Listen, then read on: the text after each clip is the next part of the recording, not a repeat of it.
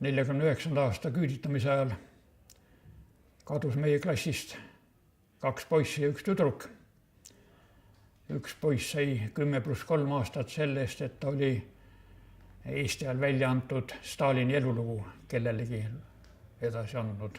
Direktor sai 25 aastat. Miski tema tegevuses ei meeldinud Nõukogude võimudele. Siis mõni aeg hiljem, 1971. aastal, sain oma vana koolivenna Arvo Varatoga kokku ja kes siis rääkis, et meil on siin ikka põrandaalused rühmitused, mis tegutsevad ja tegi mulle ettepaneku, et ma kirjutaksin Eesti Rahvusrinde programmi. Ma siis kirjutasingi selle valmis. Lõpliku variandi võtsime vastu 3. Teiseks oli Arvo Varato ja 3. oli siis Artem Juskevitš. Seal oli tehtud ettepanek viia Eestis läbi referendum Eesti riikliku staatuse määramiseks. Selle kohta arvati, et inimesed on ikka nii ära hirmutatud, et isegi kui referendum teha, siis ikkagi iseseisvust ei tule. Meie kõik oma põhilised dokumendid tegime põhiliselt Venemaa jaoks. Nii et Eesti demokraatliku liikumise programmi mina tõlkisin siis ise vene keelde. Siis läksin Juskevitši juurde ja tema siis tegi vajalikud korrektiivid ja trükkis ära. Nii et järgmise päeva hommikuks saime valmis. Siis läksin koju, pildistasin ära, ilmutasin filmid ära, läksin jaama, sõitsin Moskvasse ja siis ette nähtud kohas sain siis ühe kohaliku põrandaaluse aktivistiga kokku, andsin need filmid talle.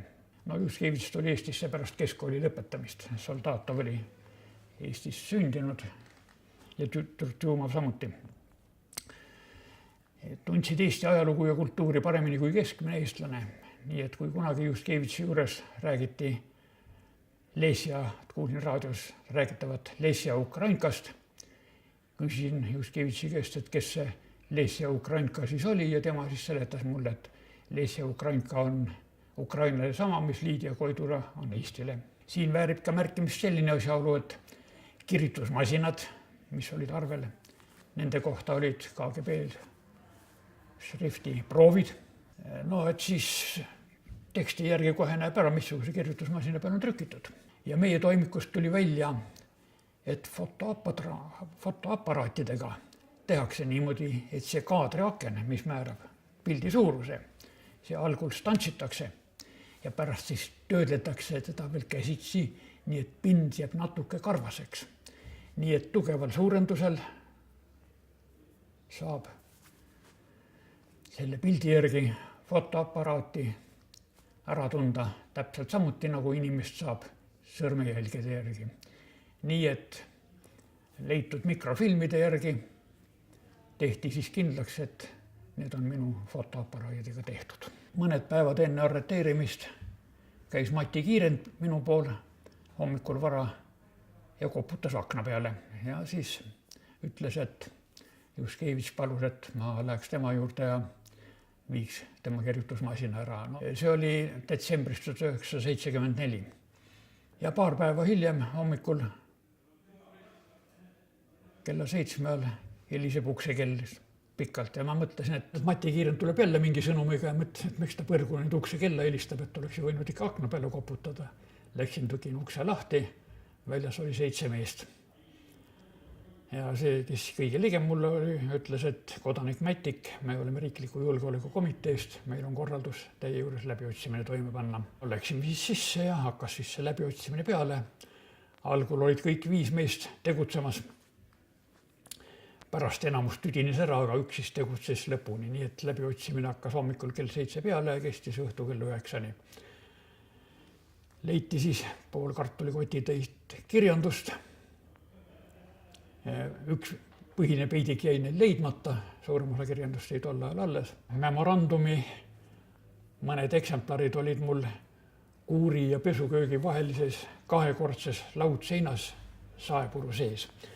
Ja siis see kapten Uno Ojamaa, kes seda läbiotsimist juhatas, ronis puuriida otsa ja läks kohe õige koha juurde ja otsis neid sealt saepuru seest välja. No ja näha oli, et nad olid enne ka käinud seal salaja. Õige mitmel korral suvel juba tihtipeale helises telefon, võtan toru, keegi midagi ei vasta. No ma mõtlesin tol ajal, et tegemist on lihtsalt rikkega, aga ilmselt siis kontrolliti, kas kedagi on kodus. No ja siis, kui see läbiotsimine läbi sai, siis koostati protokoll ja major Žukov tutvustas ennast eriti tähtsate asjade vanem uurija. Tema juures laual olid siis minu juurest leitud ÜRO-le adresseeritud memorandumi eksemplarid. Kust te need saite? Ma ütlesin, et keeldun vastamast. No ja siis paaril korral nädalas viidi Patareist siis KGB peakorterisse major Žukovi juurde ülekuulamisele. Iga küsimuse peale ma ütlesin, et keeldun vastamast, nii pandi ka protokolli kirja.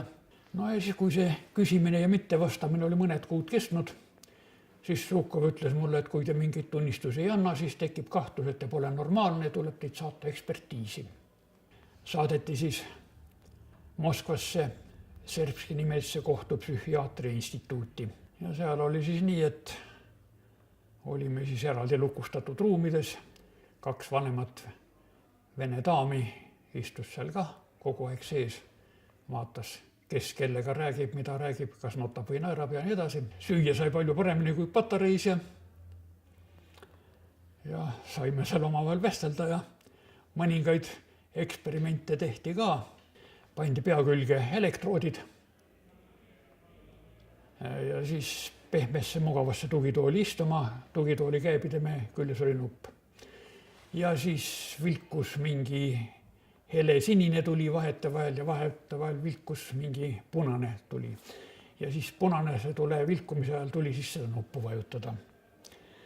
No ja nupud või tuled vilkusid algul suhteliselt sagedasti, pärast jäi see vilkumine järjest hõredamaks ja lõpuks kadus päris ära ja tuba oli soe ja pime ja tugitool oli pehme ja mugama ja lõpuks magama.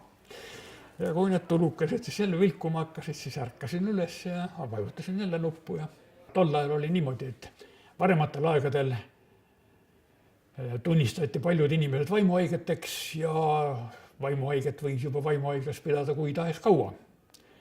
Paldiski meremeestest üks, kes ka mingeid tunnistusi andnud, pandi vaimuhaiglasse ja raviti seal invaliidiks.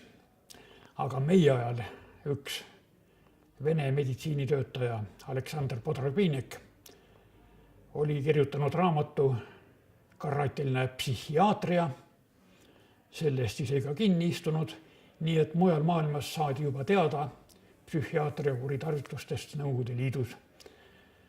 Ja tänu sellele siis juba, ma arvan, et meie siis pääsesime kergemini. Otsused meie mõlema kohta, nii Sergei kui Soldatov kohta kui minu kohta, et oleme normaalsed.